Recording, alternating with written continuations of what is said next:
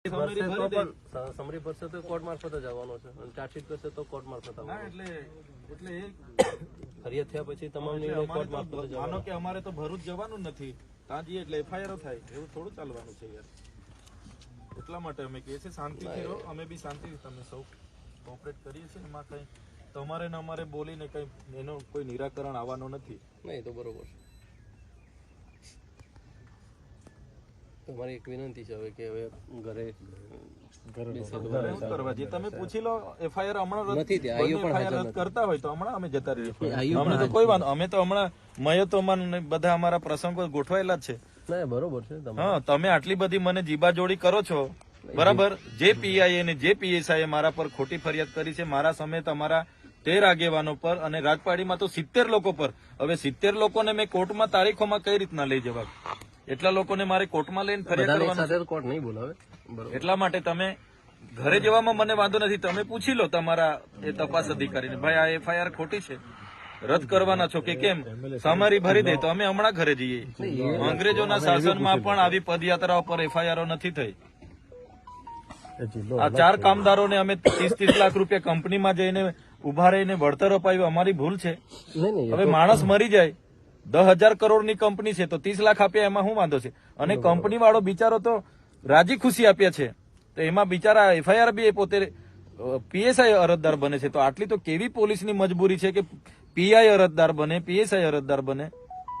ત્યાં એટલું બધું દારૂ ડ્રગ્સ ઇનલીગલી બધું ચાલે છે એના પર કેમ કાર્યવાહી કરતા નથી અમે તો સીસીટીવી ફૂટેજ આપ્યા છે 35 જેવા એના પર કોઈ કાર્યવાહી નથી અમારા પર ઉપરા છાપરી રાતોરાત 2 એફઆઈઆર થઈ જાય 70 લોકો પર યાર અમારે કે પછી છોડી દેવાનું છે એટલે અમારા ન્યાય માટે અમે તો નીકળેલા છે પોલીસને યોગ્ય લાગે પૂરવાના હોય તો પૂરી દો તમે કેવું છો કે અમે બોલાવીશું તો તમે અમારું બજેટ સત્ર ચાલુ થાય ત્યારે બોલાવશો તમે અમારી આયોજનની મિટિંગો વખતે બોલાવશો અમારા લોકોનું કામ કોણ કરશે પછી ના એટલે અમે આજે અમારી પાસે ટાઈમ છે મહિનો તમે આ ડિસેમ્બર જાન્યુઆરી છે પૂરી દો અમારું પછી બજેટ સત્ર ચાલુ થશે ત્યારે અમારે લોકો માટે અમારે વિધાનસભામાં બેસવું પડે છે ત્યારે પછી તમે જેલમાં બેહાડી રાખશો તો લોકો માટે કોણ બોલશે અમારા જેલમાં જવાનું ક્લિયર થતું નથી બીજું એફઆઈઆર એટલા માટે કરેલી છે કે આ ભાઈ માથા ભારે એટલે ખરી ચૂંટણીમાં મને અહીંથી તડીપાર કરી દીધો હતો એટલે આવી રીતના હમણાં બજેટ સત્ર છે લોકો માટે કઈ માંગશે બજેટમાં ઉઠાવશે સરકાર સામે બોલશે એટલે હવે તમારે પાછી પાસા કરવાની તડીપાર કરવાની તજવીજ ચાલે છે ભરૂચ પોલીસ કરે છે એટલે તમારે તો જે કરવા મને તો કોઈ વાંધો નથી 5 વર્ષ નહીં 10 વર્ષ જેલમાં રાખો પણ અમારા લોકોનો અવાજ કોણ કરશે પછી એટલે જેલથી મને ફેર નહીં ત્યાં બી મને રોટલી શાક ખાવાનું મળવાનું જ છે બધી જગ્યાએ મળે છે એટલે એનાથી મને કઈ વાંધો નથી પણ અમારા લોકોનો અવાજ દબાઈ જાય છે કોણ કામદાર માટે બોલશે પછી કોણ આદિવાસી માટે વાત બરાબર છે તમે બોલો જ છો અમારો અવાજ દબાવી દેવી યાર ઘરે રાતે પોલીસ મોકલી આપો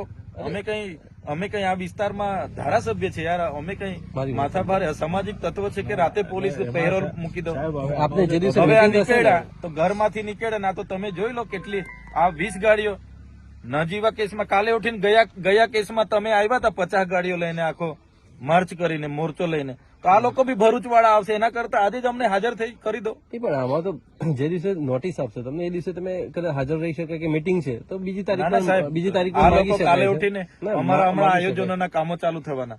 મીટિંગો ચાલુ થવાની હમણાં બજેટ સત્ર અમારું ચાલે એટલે પોલીસ કે છે કે ભાઈ અમારી ફુરસદે આવીને એટલે જેલમાં નાખી દો એવું થોડું છે અમે એફઆઈઆર કરી છે આજે અઠવાડિયું થઈ ગયું હાજર કરી દો મને જેલમાં આપ કપડા બપડા લઈને આવ્યા છે પૂરી દો બરોબર છે ને ના હજુ બી એ લોકોને સંતોષ ના હોય તો ફાંસી સુધી મોકલાવે એટલી તજવીજ કરી નાખે તો પછી યાર આવું થોડું હોય અમારા બી અધિકારો છે ને અમે બી ભણેલા ગણેલા લોકો છે આટલા બધા આંદોલનો કર્યા કોઈ દિવસે અમે કાયદો વ્યવસ્થા હાથમાં નથી લીધો સાહેબ ક્યારેય નહીં ને મારે તો 2 નંબરના ધંધા નથી કે કોઈ સાથે વ્યક્તિગત દુશ્મની બી નથી પણ કેસો આટલા બધા આડેધડ કરી નાખીએ તો કઈ રીતનું ચાલશે ગયા વર્ષે તમે જોયું બધું ગયા વર્ષે 3 મહિના આખો પરિવાર અમારા આખા કાર્યકરો જેલોમાં ની જેવા કેસમાં એક બાજુ ભાજપના કાર્યકરે ફાયરિંગ કર્યું જાંગમાંથી ગોળી નીકળી ગઈ 24 કલાકમાં છૂટી ગયો આ તો કેવી વ્યવસ્થા અમારા પર થાય એટલે અમારે પછી આ પોલીસ અમને હોતી વળે ચોરની જેમ બીજા પર થાય એટલે રાતોરાત બધું સમાધાન થઈ જાય અમે કાં ગુનો કર્યો છે બિચારા ગરીબ પરિવારોને પૈસા તો અપાવ્યા છે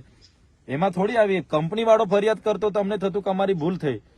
કોઈ ટ્રાફિક અડચણ વાળો ફોન કરતો કે મારી ગાડીને આ લોકો નડ્યા ને ફરિયાદ અમે રાજપાડી કરે. હવે પીઆઈ પીએસઆઈ ફરિયાદ કરે તો અમારે શું સમજવાનું સાહેબ? આ કાયદો ને વ્યવસ્થા છે. અને અમે તો પરવાનગી માંગી હતી સાહેબ, કોઈ જાહેરનામું નથી, કોઈ ચૂંટણી નથી, તો બી 30મી નવેમ્બરે પરવાનગી માંગી, 3જી ડિસેમ્બરે અમારી છેલ્લા દિવસે પદયાત્રાના હવારે કહી કે તમારી પરવાનગી નથી મળી. અભિપ્રાય પોલીસે નેગેટિવ આપ્યા છે. તો સાહેબ અમારો બી અધિકારો છે ને, અમે ચાલતા ગયા, પોલીસ અમારી સાથે હતી, તો બી એફઆઈઆર એટલે માથા બારે સાબિત કરો, પાસા કરો, તડીપાર કરો એટલે અમારે આખી જિંદગી જેલોમાં. તો લોકો માટે કોણ બોલશે? અમને તો કઈ વાંધો નથી, જેલો કરો કઈ વાંધો નહીં.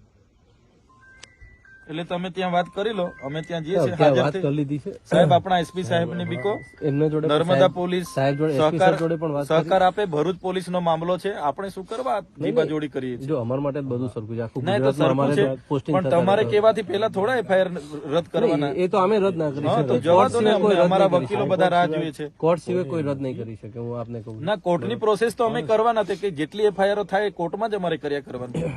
કોર્ટમાં તો જવાના જ છે, જે અધિકારીઓ કર્યા છે એમને બી બોલાવીશું. એવું થોડું જરૂરી છે. તમે જાઓ તો વાંધો નથી, પણ તમે જે આહવાન કરીને જાઓ છો તમારા કાર્યકરો સાહેબ public તમે જાતે મીડિયામાં કોઈ ભેગી જગ્યાએ થાય છે. બતાવો, મોટા મારો મેસેજ હોય ને, તમે બધા ગ્રુપ જોઈ લો, મીડિયામાં કોઈ જગ્યાએ મેં કોઈને કીધું હોય કે મેં ત્યાં આહવાન કરીને આવું છું તો મને બતાવો પણ એવા મેસેજ છે સાહેબ. તો તમારા આપણે ગ્રુપમાં હોય તો છે ને. બતાવો. મેં તો સાંજે પોલીસના ફોન આવ્યા હતા, પોલીસને મેં કીધું કે હું કાલે જ આવું છું. ટ્રાફિક છે, law and સીધી order વાત છે, મારે કાં છુપાવવાની છે? એટલા